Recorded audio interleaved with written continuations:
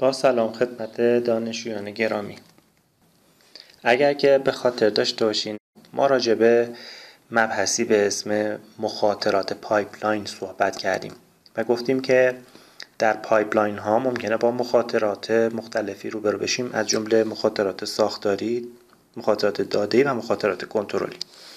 در جلسه گذشته در ارتباط با مخاطره ساختاری و داده‌ای توضیحاتی دادیم و در این جلسه می‌خوایم راجع به یکی از روش‌های رفع مخاطره داده‌ای یک صحبتی انجام بدیم. اگر که یادتون باشه گفتیم مخاطره ساختاری در اثر کمبود منابع سخت افزاری ممکنه اتفاق بیفته، مثل حافظه که یک مثال هم ازش زدیم براتون.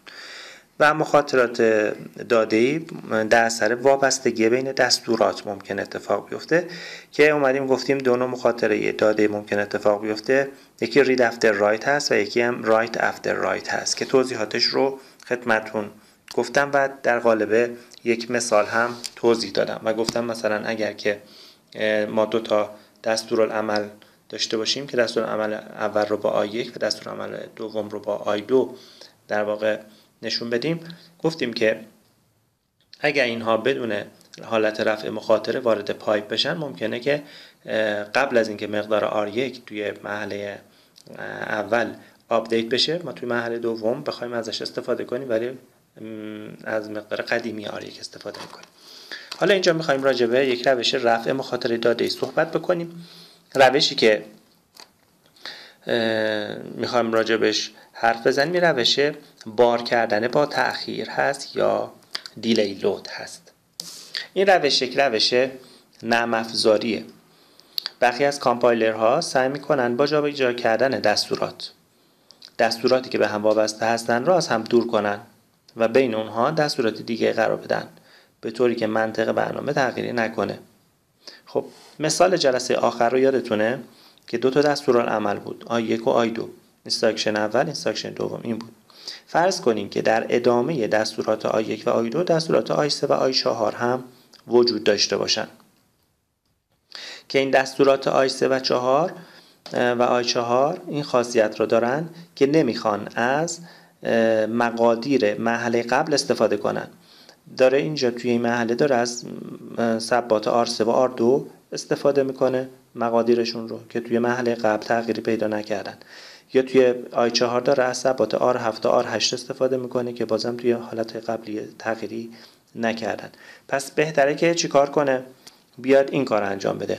برای رفع مخاطره داده‌ای از روش دیلی لود میاد این کار رو میکنه. چی کار میکنه؟ میگه که دستور اینستراکشن اول که داره fetch دیکود و fetch operand execute و write back، اینا رو توی جلسه قبل گفتم که فرض کنین که اون پایپ ما این مراحل رو داره. خب دستور اول رو که وارد کرد، یعنی دستور I1 که وارد شد، به جای اینکه بیاد دستور I2 رو وارد بکنه به خاطر اینکه هنوز مقدار R1 آپدیت نشده، میاد دستورات I3 و I4 رو وارد پایپ میکنه. ببینین چه شکلی میشه. I3 رو وارد میکنه تو محله، تو کلاک اول اینا کلاک 1 2 3 4 5 6 7 8 اینا کلاک اینجوریه. تو کلاک اول I1، تو کلاک دوم به جای که I2 باشه I3 رو وارد میکنه و تو کلاک بعدی I4 رو وارد میکنه. خب چه اتفاقی میفته؟ قبل از اینکه توی I2 بخواد به فچ اپرندش برسه مقدار R1 چی شده؟ با این طرفن مقدار R1 رایت بک شده و رایت بک شده این رو میاد توی قسمت فچ اپرند ازش استفاده میکنه. درسته؟ ما همین رو میخواستیم دیگه، میخواستیم R1 آپدیت بشه و بعد ما ازش استفاده کنیم. خب اگر دو تا دستور رو بیاد که در واقع در روند برنامه تغییر ایجاد نمیکنن، دستورات I3 و I4 رو به جای I2 اول وارد کنه و بعد I2 رو وارد کنه، این اتفاق میفته که مقدار R1 آپدیت میشه اول و بعدش ما میتونیم فچ اپرند رو انجام بدیم و استفاده بکنیم از مقدار آپدیت شده R1.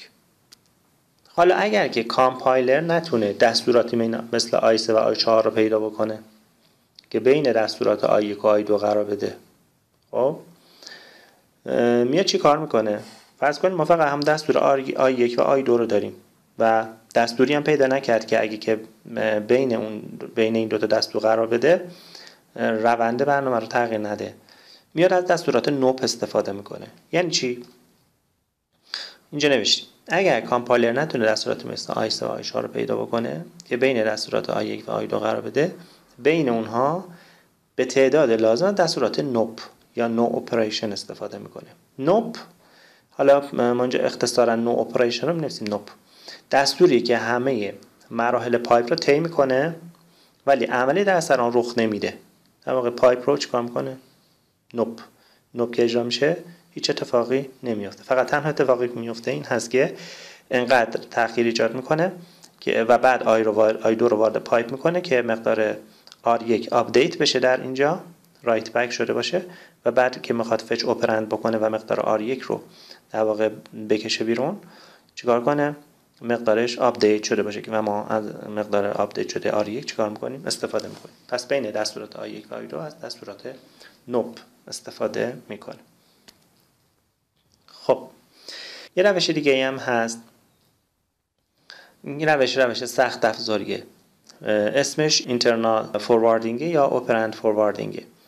در این روش یک مسیرهای داخلی به پایپ اضافه میشه که به وسیله اونها میشه دستور رو در داخل پایپ به واحدهای جلویی منتقلش کرد. نتیجه در واقع اون عملیاتی که انجام میشه تو مرحله قبل رو قبل از اینکه بخواد وارد مرحله رایت بک بشه میاد فوروارد میکنه برای مرحله های بعدی. الان توی مثالی این رو قشنگ متوجه میشین توضیحش رو که یعنی چه فوروارد میکنه. بیایم مثال رو ببینیم. تو همون مثال قبلی با همون پایپ، مدل پایپی که گفتیم که فچ اینستراکشن اول میکنه بعد دیکود میکنه بعد فچ اپرند میکنه بعد اکزیکیوت و رایت بک، دو تا دستور هم داشته باشیم. نتیجه دستور اول تو مرحله اکزیکیوت مشخص میشه. بیاین رو شکل اصلا توضیح بدیم. بیاین اینجا ببینید دستور اول وارد میشه فچ و دیکود و فچ اپرند. این تو کلاک 1 2 3 4 5 درسته؟ این هم تو کلاک 2 دستور اینستراکشن 2 وارد میشه. مشکل چی بود؟ مشکل توی این دستور آی1 و آی2 که می‌خواستیم حل کنیم این بود که نتیجه این R1 بعد از اینکه اینجا رایت بک شد بعدن میتونه فچ اپرند بشه بیاد اینجا، ولی قبل از اینکه بخواد فچ رایت بک بشه ما تو مرحله اکزیکیوتش رسیدیم به فچ اپرند اگه پشت سر هم وارد پایپ بشن. یادتونه که توی جلسه قبلی همین رو توضیح دادیم. یعنی وقتی که فچ اپرند میکنه چون هم رایت بک نکرده مقدار قبلی R1 چی شده؟ کشیده شده. طبق این داستان ما بیایم یک سخت افزاری، حالا این مثاله، بیایم یک سخت افزاری اضافه بکنیم در بین خطوط پایپ. در بین خطوط پایپ یک سخت افزاری اضافه بکنیم که نتیجه این مرحله رو غیر از این که میاد میره حالا توی رایت بک بعد ذخیره میشه، نتیجه این مرحله رو برگردونه توی خود در واقع مثلا ALU، مثلا یه ALU استفاده کرده نتیجه رو برگردونده توی خود ALU. چه اتفاق میفته؟ مثل اینه که اومده نتیجه اینجا توی ALU. خب حتی این نمیتونه مثلا اینجوری هم R5 بیاد هم ورودی از این بیاد هم مثلا بیاد، یا میاد یه مالتیپلکس میذارن که معلوم میکنه که مثلا کدوم ورودی وارد این بشه کدوم ورودی وارد این بشه. اینو فقط در حد اینکه میخواستم باهاش آشنا بشین، با این روش رفع مخاطر دارم براتون توضیح میدم. خب پس چی کار میکنه؟ میاد نتیجه این مرحله اکزیکیوت رو، مرحله اجرای اینجا رو، نتیجهش رو غیر از اینکه رایت میفرسته برای مرحله رایت بک بیاد مستقیم بفرسته تو ورودی ALU. این چه اتفاقی میفته براش؟ این وقتی که تو مرحله اینستراکشن دوم میخواد استفاده کنه، وقتی که میفهمه که مقدار R1 هنوز آپدیت نشده میاد با مالتیپلکس جوری انتخاب میکنه که خروجی ALU که از مرحله قبل اومده وارد ورودی بشه و از اون ورودی آپدیت شده استفاده بکنه. اینجا در واقع R1 به اضافه R2 رفته تو R1 دیگه، درسته؟ میخواسته تو R1 قرار بگیره. حالا تو R1 هنوز اینجا که میاد تو R1 قرار میگیره، این R1 به اضافه R2 میاد اینجا، جمع این دوتا هم میاد اینجا. خب ببینید R1 به R2 قرار تو R1 قرار بگیره. کجا تو R1 قرار میگیره؟ تو محل رایت بک. ولی R1 به اضافه R2 که جمعش هست، حالا تو R1 قرار نگرفته، میاد این مجموع رو وارد اینجا میکنه، میگه R1 به اضافه R2 جوابش اینه اگه میخوای ازش استفاده کنی، و این رو وارد میکنه و چیکار میکنه؟ با R5 ضرب میکنه و میگذاره توی R4. پس در همان مثال قبل نتیجه دستور اول یعنی اینجا تو مرحله اکزیکیوت یعنی R1 به اضافه R2 در خارج آلیو همزمان که به مرحله بعد یعنی رایت بک بر نوشته شدن دست ثبات مقصد اسهام میشه، مجددا به ورودی آلیو هم وارد بشه تا اگر دستورات بعدی مقدار نیاز داشته باشن ازش استفاده کنن که وارد شدن به آلیو مثل این میمونه که تو مرحله در واقع جواب این رو فوروارد کرده باشه به آلیو مرحله بعد. البته این روش هم ممکنه نتونه مخاطره داده ای رو به طور کامل چیکار کنه؟ رفع کنه. حالا روش های دیگه ای هم هست، اگر که خیلی علاقه‌مند بودین سرچ کنین خودتون پیدا کنین. هدف من از این مخاطره ها این بود که شما در واقع یک احاطه پیدا کنید به مبحث پایپلاین به طور کلی. مخاطره سوم مخاطره کنترلی بود. این مخاطره مربوط به دستورات شرطی هست. پس مخاطره اول که مربوط به مخاطرات ساختاری بود برمیگشت به کمبود منابع خود دستگاه کامپیوتر ما، و مخاطره دوم که مربوط به مخاطره داده‌ای بود مربوط میشد به نوع دستورالعمل هایی که ما برنامه نویسی میکنیم، ارتباط بین دستورات درسته با هم دیگه کانفلیکت پیدا میکردن که میمونیم جا به جاش میکردیم. مخاطره کنترلی هم یک نوعی دوباره مربوط به دستورات هست، ولی این بار مربوط به دستورات پرش هست یا انشاء، به خصوص انشاءات شرطی. ما میدونیم که ما یک انشاء غیر شرطی داریم، یک انشاء شرطی دیگه، درسته؟ این انشاءات شرطی مشکل بیشتر از اون غیر شرطی ها در واقع ایجاد میکنن. چرا؟ به خاطر اینکه انشاء غیر شرطی در نهایت میگه پرش کن، یعنی که ما میدونیم باید پرش رو انجام بده، ولی توی حالت شرطی ممکنه پرش کنه ممکنه پرش نکنه. چه موقع پرش میکنه؟ اجازه بدیم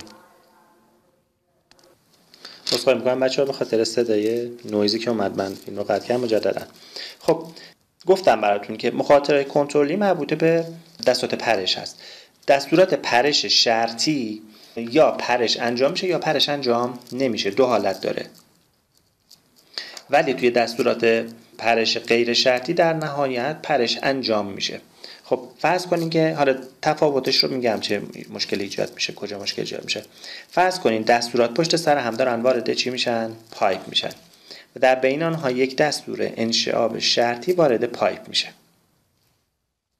نتیجه این دستور انشعاب شرطی دو حالت داره، یا پرش میکنه وقتی که در نهایت دستور کامل اجرا شد، یا پرش اجرا میشه که اصطلاحاً هم بهش میگن دستور تیکن شده یا شرط تیکن شده، یا نمیپره که بهش میگن not taken. خب ما کجا میفهمیم توی دستور انشعاب شرطی کجا میفهمیم که پرش انجام شده؟ خب تو مرحله اول fetch instruction میشه، میاد توی instruction میفهمه که دستور شرطیه ولی اجراش که نمیکنه که، فهمیده شرطیه. مثلا دستور شرطی چیه؟ اگر R1 بزرگتر از R2 باشه مثلا پرش کن. خب میاد میره تو دستور قسمت پیدا کردن effective address یا fetch operand R1 رو پیدا میکنه R2 رو پیدا میکنه، تو مرحله execution R1 رو با R2 مقایسه میکنه، execute اجراش میکنه دیگه، R1 رو با R2 مقایسه میکنه، فهمیده R1 از R2 بزرگتره بعد پرش کنه. پس من در انتهای مرحله execute متوجه میشم که دستور انشعاب شرطیم پرش کرده یا پرش نکرده. توجه کردیم؟ ولی اگر که انشعاب ما یا پرش ما غیر شرطی باشه، خب غیر شرطی توی مرحله fetch instruction میشه، تو مرحله دیکود متوجه میشه پرشه. خب پرش غیر شرطی دیگه، پرش یعنی حتما بعد پرش انجام میشه، درسته؟ تو مرحله execute پرش اجرا میشه، ولی در نهایت که فهمید پرشه و پرش هم غیر شرطیه مطمئنه که پرش اجرا میشه. پس پرش شرطی تو آخر مرحله execute مشخص میشه پرش اجرا شده یا نه. پرش غیر شرطی در آخر مرحله دیکود میفهمه که پرش اجرا بشه یا نه. خب پس تفاوت دستور انشاب شرطی و غیر شرطی فهمیدین. انشاب شرطی در انتهای مرحله اکزیکیوت مشخص میشه، پرش اجرا میشه. نه، دستور غیر شرطی در انتهای مرحله دیکود مشخص میشه، چون میفهمه پرشه و چون غیر شرطی حتما پرش اجرا میشه. پس مشکل ما تو دستورات شرطی خیلی بیشتر از دستورات غیر شرطیه، هرچند در هر دو حالتش ما مشکل رو داریم. حالا میبینیم چه مشکل داریم. خب در مرحله اکزیکیوت پایپ متوجه میشه که میپره یا نمیپره. خب اگه نپره که مشکلی به وجود نمیاد. چرا؟ بخاطر اینکه دستورات قبلی دارن وارد میشن دیگه، دستورات بعدی داره وارد پایپ میشه. ولی اگر بپره، دستورات بعد از انشعاب که وارد پایپ شدن اشتباه وارد شدن و پایپ باید اونها رو تخلیه کنه و حالت سیستم رو به قبل از ورود دستور انشعاب برگردونه. حالا با مثالی که براتون میزنم اینو خیلی کامل‌تر متوجه میشین. مشکل کجا بیشتر میشه؟ پایپ خیلی بزرگ باشه. یعنی چی؟ یعنی تعداد استیج‌های پایپ زیاد باشه. خب اکزیکیوت تقریبا توی استیج‌های آخری پایپ دیگه. یعنی فرض کنید مثلا پایپ ما مثلا 10 مرحله باشه، تو آخر مرحله مثلا تو مرحله 9 میفهمه که اکزیکیوت کرده، فهمیده تو مرحله 9 بعد پرش اجرا بشه. خب 8 مرحله از دستور بعدی که نباید وارد پایپ میشده وارد شده. خب جریمه این کار خیلی زیاده دیگه. فکر کنین 8 تا کلاک مثلا، تو دستور بعدی هم تو 7 تا، دستور بعدیش هم تو 6 تا، تو مرحله 6شه، دستور بعدیش هم تو مرحله، خلاصه خیلی داستان داره. حالا مثال ببینیم. فرض کنین که پایپ ما 4 بندیه، فچ و دیکود و افکتیو آدرس و اکزیکیوت. دستور سیوم دستور انشعاب شرطیه که وقتی اجرا میشه متوجه میشیم شرطش تروه و گفته میشه، یعنی که بعد از اینکه اکزیکیوت میشه متوجه میشه که باید پرش اجرا بشه و به آدرس 500 پرش بکنه. سیستم اگر رفع مخاطره براش منظور نشده باشه چجوری عمل میکنه؟ اینجوریه. ببین دستور آی سی در اینستراکشن سیوم فچ تو کلاک اول، تو کلاک دوم دیکود میشه، تو کلاک سوم افکتیو آدرس میشه، تو کلاک چهارم اکزیکیوت. ما توی این مرحله میفهمیم که پرش اتفاق افتاده چون پرش شرطی بوده، درسته؟ خب دستور IC1 هنوز که نفهمیدیم. تو کلاک دوم فچ دستور IC1 وارد میشه و توی کلاک سوم دیکود میشه و اینجا میخواد افکتیو آدرسش وارد میشه، درسته؟ دستور 32 فچ و دیکودش وارد شده، دستور 33 فچش وارد شده، چون آخره اینجا متوجه میشه که دیگه پرشه. خب اینجا فهمید پرشه، یعنی که IC1 و IC2 و IC3 بی خود وارد پایپ شدن، اصلا نباید وارد میشدین. الان فهمیدم پرشه، دستور I500 باید فچ بشه. خب اینها باید از پایپ چی بشن؟ تخلیه بشن. توجه کردین؟ الان متوجه شدین که مخاطره کنترلی که مربوط به دستورات انشعاب هست چه اتفاقی میفته. خب حالا فرض کنین که دستور غیر شرطی بود، یعنی دستور آخر مرحله دیکود متوجه میشه که پرشه دیگه، پرشش هم چون غیر شرطی هست حتما پرش اجرا میشه. خب ولی یک مرحله فچ اومده وارد شده.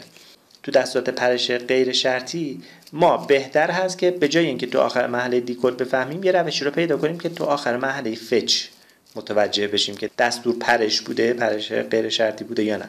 توی پرش غیر شرطی بهتره که تو آخر مرحله فچ بفهمیم، نه تو آخر مرحله دیکود. پس بعد یه چیزی اضافه کنیم اینجا که متوجه بشیم قبل از که بخواد وارد دیکود بشه و فچ اینو انجام بده. تو دستورات چی؟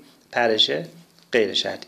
ولی تو دستورات پرش شرطی یه راههای دیگه‌ای داره که رفع مخاطرات در واقع کنترلی رو به صورت کلی من میخوام تو جلسه آینده براتون بگم. فعلا به خدا میسپارمتون. خدا نگهدار.